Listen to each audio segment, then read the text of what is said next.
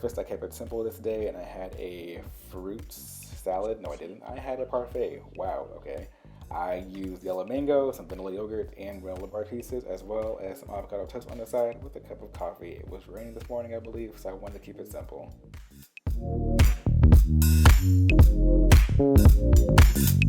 Cheap.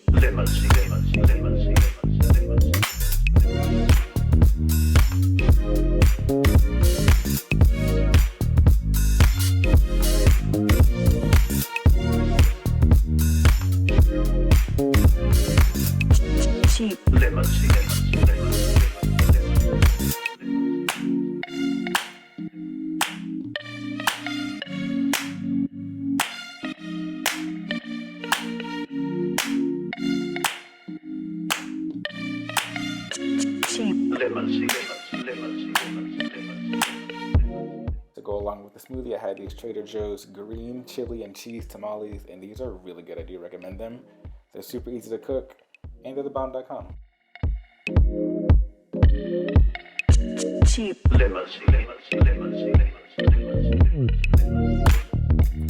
For dinner, I decided to be extra and make fried jackfruit, which is also fried chicken. I took the jackfruit out of the can and I rinsed off the brine. You can soak this in water for a little bit to get the brine out. I was kind of rushing and pressed for time, so I just ran it under the water.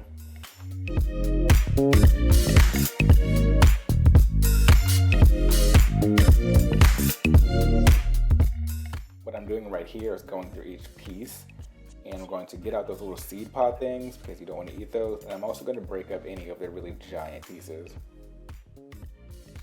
The goal here is to get kind of like chicken nugget bite-sized pieces, almost like popcorn chicken.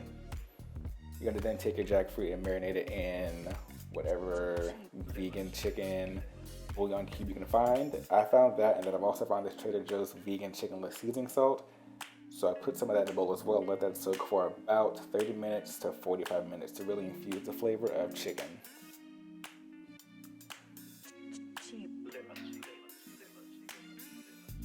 You're gonna then season it and put it in the oven to dry it a little bit. That's gonna give it more of a meatier texture and make it easy to fry, so that way it fries up nice and crisp. I also decided to make cauliflower mash, by the way, because I was extra. And then I also saw I had some Brussels sprouts in the fridge getting ready to go bad, so I tossed those in the air fryer as well, because again, extra.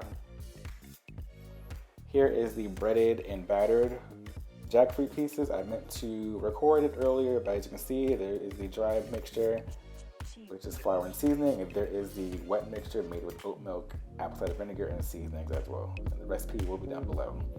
I believe this recipe is from Tasty, and I just kind of jazzed it up and did my own little thing with it. So here are some of the fried pieces. These fry up really quick, in just about 5 minutes or so, until they're brown and crispy. It does not take long at all.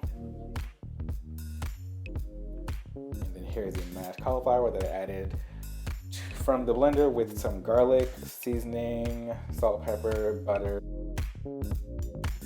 And here's the final product, and I had some ranch on the side to go with that because that's just me. And for breakfast, I had another lazy morning, so I had some avocado toast, which is basically just like guacamole on bread, some vegan bacon, and a large amount of grapes. And I topped the toast with my favorite seasoning and a cup of coffee. For lunch again, I was lazy, so I had a honey and peanut butter Uncrustable.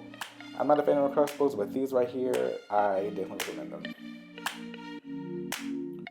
Here, I think this was a pizza. We'll find out what it is. I just used some bell pepper, onion, mushrooms, and zucchini. Not sure why I used the zucchini, but I did go ahead and season it to give it a little more flavor. I'm using this Pillsbury pizza crust, as well as this pizza sauce, whose name I cannot pronounce, and I will not pronounce it right now. I just recommend that sauce. It's really good. Here is the pizza. I did not use vegan cheese for this because I don't like the way it melts on pizza, and I also didn't have any, so that's why I used regular cheese. And here's the finished product. I will say I don't recommend zucchini on pizza because it does release a lot of water, so the crust was a little soggy. Either way, the pizza came out delicious. And I made fries on the side. I don't know why. I was hungry this night, y'all, so I just, And I had some chipotle ranch on the side as well for the fries. For dessert, I decided to have some of these wonderful cookies. I picked these up at Target, and you can actually order this from the website as well. They're really good. here I'm making tofu scramble, and I know, everyone probably just turned their nose up at the word tofu, but trust me on this.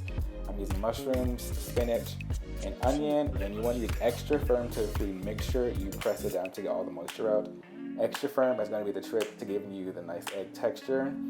And I'm also going to use nutritional yeast and turmeric to give it that egg flavor and color. Cheap.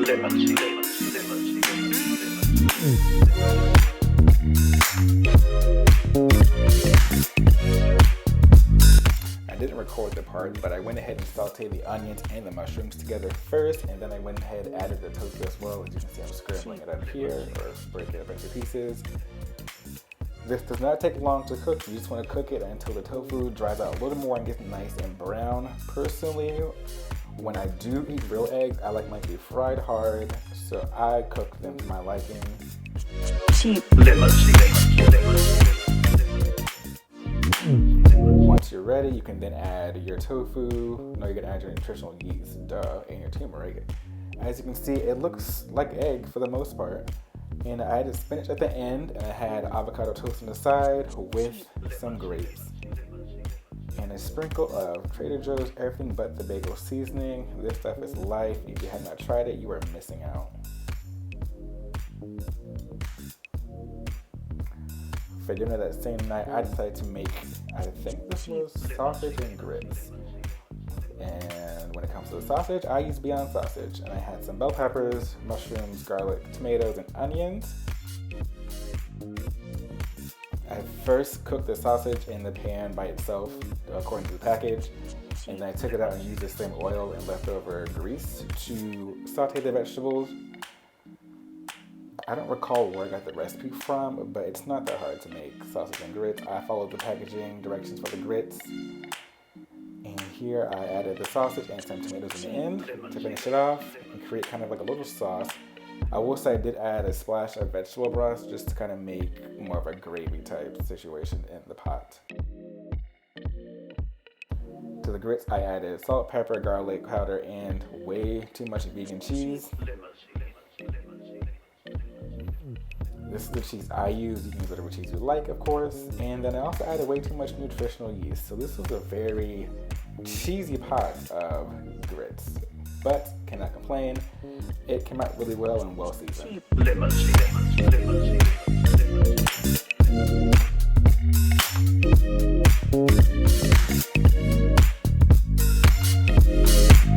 Here's the finished product. I'm not the best at getting finished looks, but regardless, it got 8 as well. On the side of that, I had a bubbly sparkling water. I don't drink soda typically, so I'll just stick with that for the most part. And look, more breakfast and more toast. We're making avocado toast, which actually, that's pretty much guacamole on bread. Cheap. I'm using sourdough this time, and I'm also going to use just egg, which is an egg substitute. I do recommend this for those of you who don't want to eat tofu, because this tastes just like egg and it cooks it the exact same way. And you'll see that in a little bit. I believe it's made from mung beans and other products, but I strongly recommend this product as well. You can find it at Whole Foods, Target, Kroger, and I want to say actually probably most of your big box grocery stores.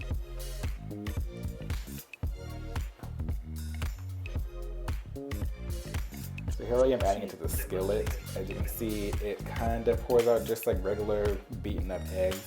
It takes a moment or so to set up, but eventually it does begin to scramble when you stir it up. It cooks pretty fast, but as I mentioned earlier, I do enjoy my eggs to be fried hard and a little on the dry side. So I let this cook on high for a while, and I did sprinkle some Creole seasoning to give it some flavor. So here is the finished product of the eggs. And then here is the finished product of the toast. I just put that on top of the avocado with the tomatoes. And I may or may not have added a sprinkle of seasoning at the end. I don't think I recorded that part. On the side of that, I had some toast with vegan cream cheese and some peach raspberry jam. Cheap. For lunch, I just had a fruit salad with mango, watermelon, and grapes. So I sprinkled some chili lime seasoning. This kept me full for most of the day. For dinner, I just had some Thai basil veggie dumplings. I followed the packaging directions on how to cook them. And along with that, it had some Brussels sprouts and mushrooms I seasoned with coconut aminos, garlic powder, salt, and pepper. Coconut aminos is sweet, so keep that in mind when using it for seasoning.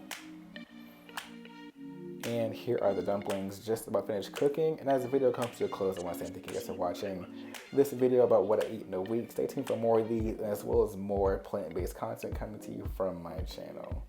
Make sure you like and subscribe, and see you soon.